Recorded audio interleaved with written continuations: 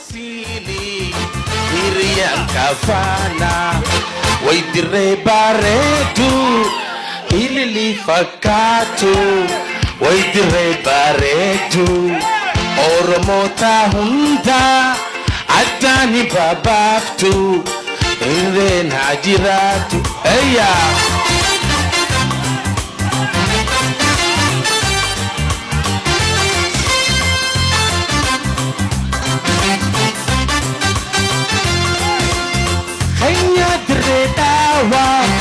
Henyatu awadai,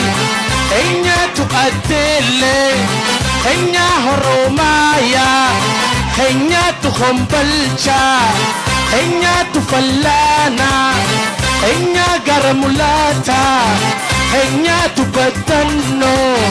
henyatu chartari, henyatu bateisa, henya oromia, gareni wasana. Adanu basini waitu bizamana Adanu basini waitu bizamana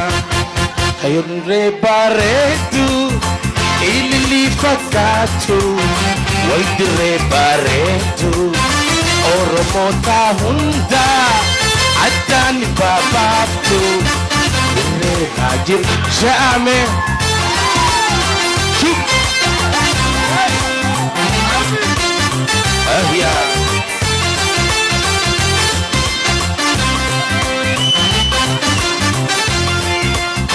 Henya amistanya Henya lagahare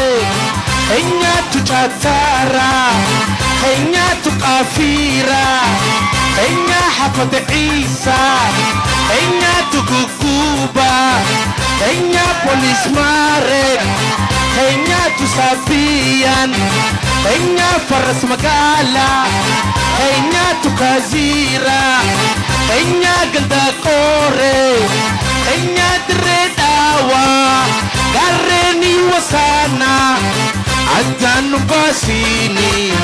Waitu bizamana Adanu ba jame Waitu biza jame Waitu remba Ilili Waiture baretu Oromoota hunda Adani babaftu Irree haa jiraatu Shay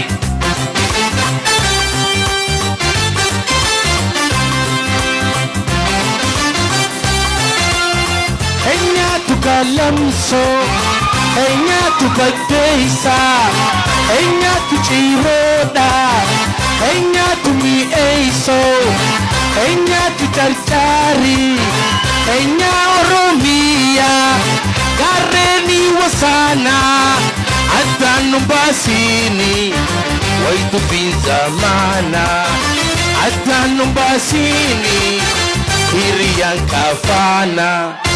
Oromo bareedu ilili fakkaatu Hararge bareedu Oromoota hunda addaan hin babaastu Maal irreen haa jiraatu Irreen haa jiraatu